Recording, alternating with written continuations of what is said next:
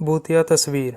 एक बहुत पुराना म्यूजियम था। म्यूजियम की दीवारों पर हजारों ऐतिहासिक तस्वीरें लगी हुई थी और उन्हीं तस्वीरों में कुछ ऐसी जिंदा तस्वीरें भी थी जिन्हें भूतिया तस्वीर कहना ही सही होगा। म्यूजियम कई सालों से बंद था, इसलिए हादसे भी थमे हुए थे, लेकिन एक दिन भूतिया तस्वीरों से भरा हुआ यह म्यूजियम फिर से खुलने वाला था, जिसके लिए लोगों में उत्साह था। लेकिन कुछ ऐसे भी बुजुर्ग लोग थे जो इस म्यूजियम की तस्वीरों से वाकिफ थे और वह नहीं चाहते थे कि दोबारा फिर से मौत के दरवाजे खोल दिए जाएं। शहर में डर की दस्तक हो चुकी थी। सुबह 9 बजे से शाम को 6 बजे तक म्यूजियम आम लोगों के लिए खुला रहेगा। म्यूजियम में घूमने आए लोग टिकट के लिए लाइन लगाकर खड़े हो जाते हैं। आज पहला दिन है, इसलिए लोगों की भीड़ बढ़ती ही जा रही थी। म्यूजियम में सभी को एक एक करके अंदर भेज दिया जाता है। अंदर जाते ही दर्शक हैरान हो जाते हैं, क्योंकि इतनी भयानक भूतिया तस्वीरें उन्होंने आज तक नहीं देखी थी। कुछ तो ऐसी तस्वीरें थी जिन्हें देखने से एहसास हो रहा था कि वह आपसे बात करना चाहती है।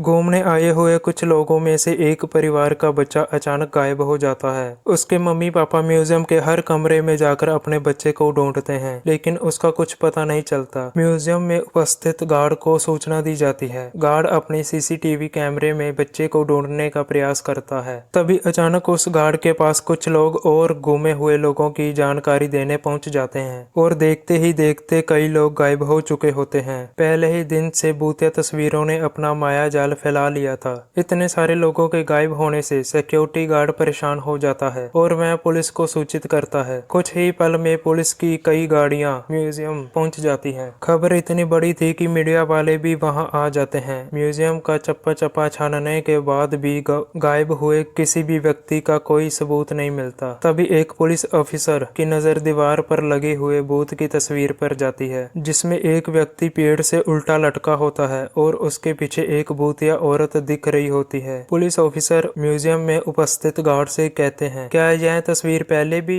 लगी थी? गार्ड को म्यूजियम के बारे में ज्यादा जानकारी नहीं थी, इसलिए वह म्यूजियम में व्यवस्था रखने वाले एक व्यक्ति से म्यूजियम की तस्वीरों के बारे में जांच पड़ताल करते हैं और उन्हें पता चलता है कि यह तस्वीरें कई सौ साल पहले की हैं। पुलिस ऑफिसर को लगता है कि उस जमाने में आज की तरह दिखने वाले लोग नहीं थे, तो तस्वीरों में भी नहीं होने चाहिए। तभी पुलिस ऑफिसर कुछ और तस्वीरों पर नजर घुमाते हैं। सभी तस्वीरों में आज के जमाने का कोई ना कोई व्यक्ति नजर आ रहा होता है और जब गुमे हुए लोगों की शिनाख्त की जाती है तो पुलिस ऑफिसर के पैरों तले जमीन खिसक जाती है। तस्वीरों में कैद व्यक्ति वही लोग होते हैं जो म्यूजियम में घूमने आए थे। यह मामला पुलिस के पहुंच से ऊपर था, इसलिए भूत विशेषज्ञ व्यक्ति को बुलाया जाता है, जिसका नाम था आदित्यनाथ। आदित्यनाथ तकनीक के माध्यम से म्यूजियम में भूतों के अस्तित्व होने की पुष्टि करता है और यह भी बताता है कि म्यूजियम के अंदर जो भी भूतिया तस्वीरें लगी हुई हैं, वह किसी इंसान द्वारा नहीं बनाई गई थी, बल्कि एक पुराने महल से प्राप्त हुई थी। ऐतिहासिक अफवाहों के अनुसार इन तस्वीरों को एक जादूगर ने राजा के कहने पर बनाया था, जिसमें उसने राजा के दुश्मनों को जिंदा ही अपनी मंत्र शक्ति के माध्यम से तस्वीरों में कैद कर दिया और उन तस्वीरों को महल के तहखाने में हमेशा के लिए रख दिया गया। लंबे समय के बाद ये भूतिया तस्वीरें म्यूजियम तक पहुंची हैं और तस्वीरों में मौजूद राजा के दुश्मन जो कि भूत बन चुके थे, वह तस्वीरों से बाहर आना चाहते हैं, जिसके लिए उन्होंने हमारी दुनिया से एक एक व्यक्ति को चुना है और उन्हीं व्यक्तियों के शरीर के जरिए यह हमारी दुनिया में आ सकते हैं। आदित्यनाथ की बात सुनकर वहां मौजूद सभी घबरा जाते हैं और अपने परिवार वालों के लिए दुखी होकर रोने लगते हैं। तभी आदित्यनाथ बताते हैं कि तस्वीरों में कैद इंसानों को निकालने का एक ही तरीका है। हमें उन तस्वीरों से हर उस इंसान को मिटाना होगा जो हमारी दुनिया से गया है, लेकिन यह काम सिर्फ कुछ ही सेकंड में करना होगा। पुलिस ऑफिसर आदित्यनाथ से पूछते हैं, इतनी जल्दी किसी की तस्वीर मिटाना संभव नहीं है, आप बताएं कैसे होगा?